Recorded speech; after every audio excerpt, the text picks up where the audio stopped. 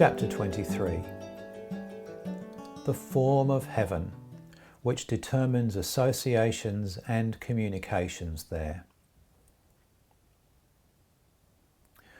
What the form of heaven is can be confirmed in some measure from what has been shown in the preceding sections, as that heaven is like itself in its greatest and its least things, that consequently any one society is heaven in lesser form, and each angel in the least form. Also, as the entire heaven resembles one man, so every society of heaven resembles a man in lesser form, and each angel in the least form. That the wisest are in the middle, and the less wise round about even to boundaries. And the same is true of any one society. And that those who are in the good of love dwell from the east to the west in heaven, and those who are in truths from good from the south to the north, and the same is true of every society. All these things are in accord with the form of heaven. Consequently, it can be concluded from these things what that form is in general. It is important to know what the form of heaven is, since not only are all associated in accord with it, but also all communication is in accordance with that form. And in consequence of this communication, all extension of thoughts and affections, thus all the intelligence and wisdom of the angels. From this it follows that so far as anyone is in the form of heaven, that is, so far as he is a form of heaven, to that extent he is wise. It makes no difference whether you say being in the form of heaven or in the order of heaven, since the form of anything is from its order and in accordance with its order. First, something will here be said as to what is meant by being in the form of heaven. Man has been created into the image of heaven and into the image of the world, his internal into the image of heaven and his external into the image of the world. And whether you say into the image or in accordance with the form, it is the same thing. But because man, by evils of his will and consequent falsities of thought, has destroyed in himself the image and thus the form of heaven, and in its place has introduced the image and form of hell, therefore his internal has been closed even from birth. This is why man is born into absolute ignorance, differently from animals of every kind. Indeed, so that man may have the image or form of heaven restored to him, he must be taught the things that pertain to order. For, as has been said above, form is in accordance with order. The Word contains all the laws of divine order, for these laws are the precepts therein. Therefore, to the extent that man knows these and lives in accordance with them, so far is his internal opened. And there the order or image of heaven is formed anew. This makes clear what is meant by being in the form of heaven, namely that it is to live in accordance with those things that are in the Word. So far as anyone is in the form of heaven, he is in heaven, and is in fact a heaven in least form. Consequently, he is to the same extent in intelligence and wisdom. For as has been said above, all the thought of his understanding and all the affection of his will extend themselves on every side into heaven in accordance with its form, and wonderfully communicate with the societies there, and these in turn with him. There are some who believe that thoughts and affections do not really extend themselves round about them, but that they are within them, because whatever they think about, they see within, in themselves, and not as distant. But such are greatly mistaken.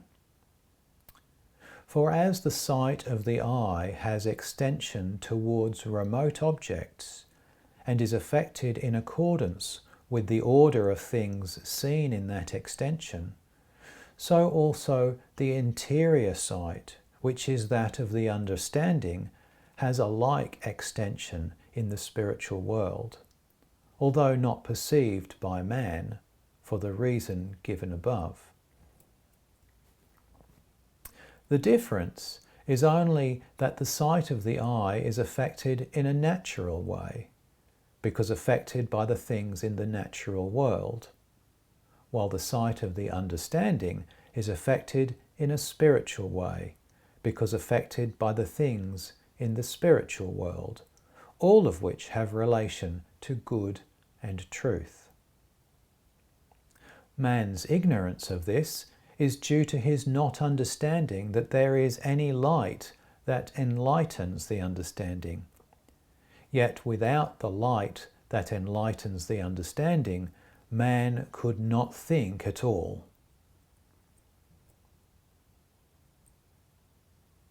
There was a certain spirit who even believed that he thought from himself, thus without any extension outside himself, and communication thereby with societies beyond him. That he might know that he was in a false belief, his communication with neighbouring societies was cut off, and in consequence, not only was he deprived of thought, but he even fell down as if lifeless, although tossing his arms about in a manner of a newborn infant. After a while, communication was restored to him, and then, as it was gradually restored, he returned into the state of his thought. When other spirits saw this, they then confessed that all thought and affection, and in consequence everything of life, flow in accordance with communication, since everything of a man's life consists in his ability to think and to be moved by affection, or what is the same, his ability to understand and to will. It ought, however, to be known that intelligence and wisdom vary with everyone in accordance with this communication. Those whose intelligence and wisdom are formed from genuine truths and goods have communication with societies in accordance with the form of heaven, while those whose intelligence and wisdom are not formed from genuine truths and goods, but yet from things that agree with them, have a broken and irregularly coherent communication, since it is not with societies in the series in which the form of heaven is. On the other hand, those who are not in intelligence and wisdom, because they are in falsities from evil, have communication with societies in hell, their extension being according to the degree of their confirmation. It ought further to be known that this communication with societies is not such a communication as is clearly perceptible to those there, but is a communication with their quality in which they are, and which flows from them. There is an association of all in heaven in accordance with spiritual affinities, which are those of good and truth in their order. It is so in the whole heaven, in each society and in each house.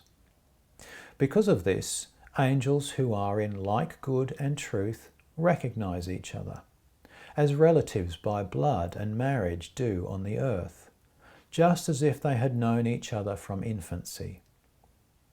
The goods and truths which, in the case of any one angel, make his wisdom and intelligence, are associated in like manner.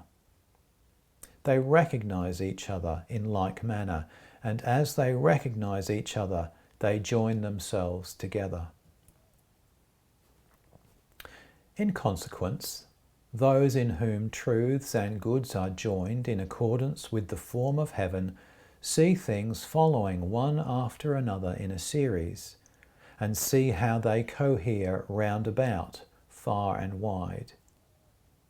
It is otherwise with those in whom goods and truths are not conjoined in accordance with the form of heaven. Such is the form in each heaven, and in accordance with it, the angels have communication and extension of thoughts and affections. Thus, in accordance with it, they have intelligence and wisdom. But the communication of one heaven with another is different. That is, of the third or inmost with the second or middle, and of this with the first or outermost. Yet the communication between the heavens should not be called communication, but influx. About this something will now be said. That there are three heavens, and that they are distinct from one another, can be seen above in the relevant section.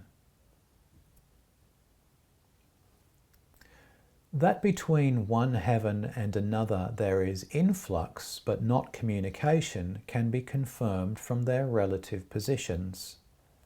The third or inmost heaven is above, the second or middle heaven is below, and the first or outermost heaven is still lower. There is a similar arrangement in all the societies of each heaven. For example, some dwell on elevated places that appear like mountains, on the top of which dwell those who are of the inmost heaven.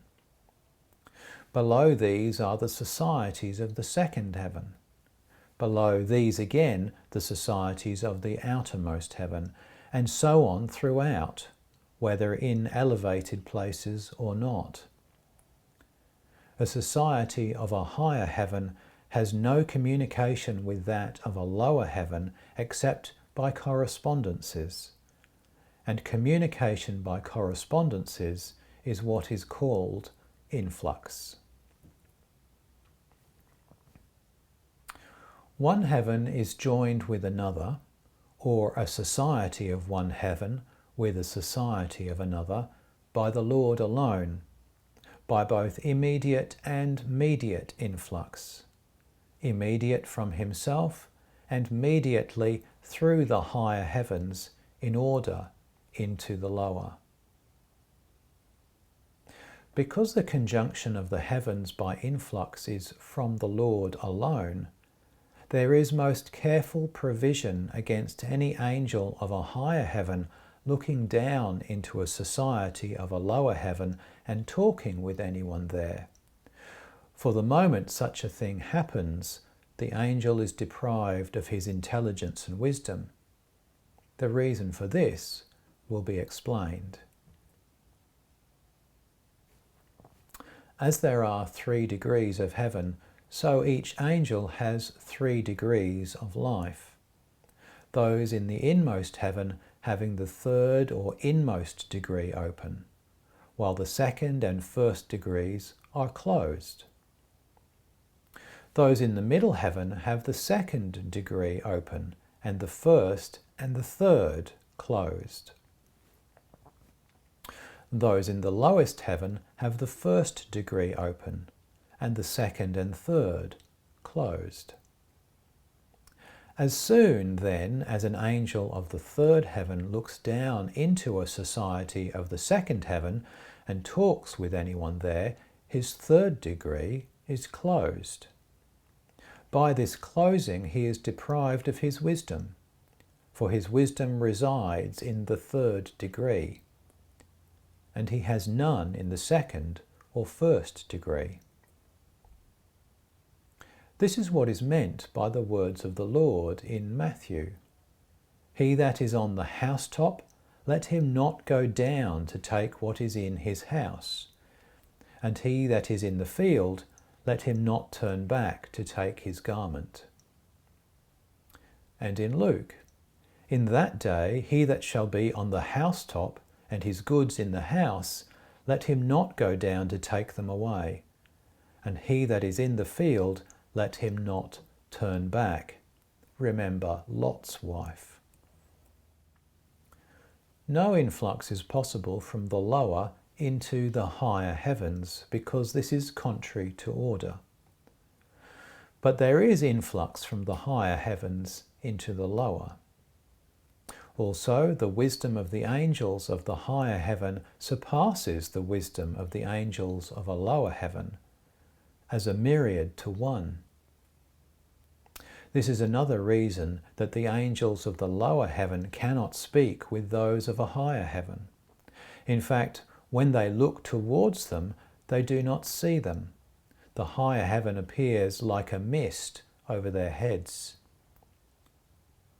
Angels of a higher heaven, however, can see those in a lower heaven, but they are not allowed to talk with them on pain of losing their wisdom, as has been said above.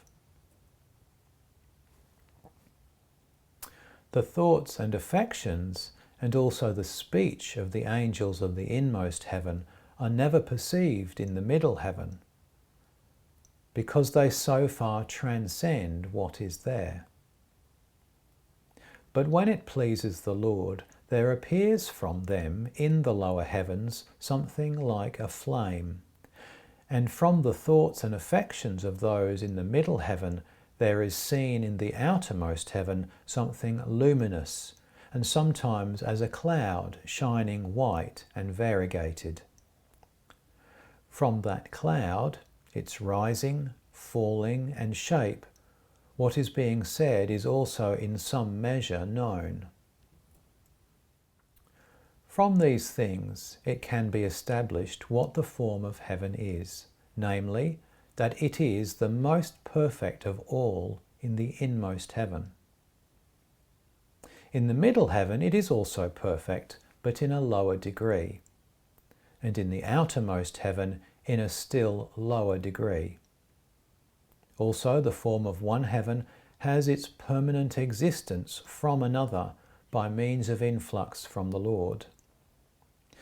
But what communication by influx is cannot be understood unless it is known what degrees of height are, and how they differ from degrees of length and breadth. What these different degrees are may be seen above. As regards the form of heaven specifically, and how it moves and flows, this not even the angels of heaven can comprehend. Some idea of it can be presented by the form of all things in the human body when examined and investigated by an acute and wise observer. For it has been shown above, in their relevant sections, that the entire heaven resembles one man, and that all things in man correspond to the heavens. How incomprehensible and inexplicable that form is may appear in a general way only from the nerve fibres by which each part and all parts of the body are joined together. What these fibres are and how they proceed and flow in the brain, not even the eye can perceive. For innumerable fibres are there so interwoven that taken together they appear as a soft, continuous mass.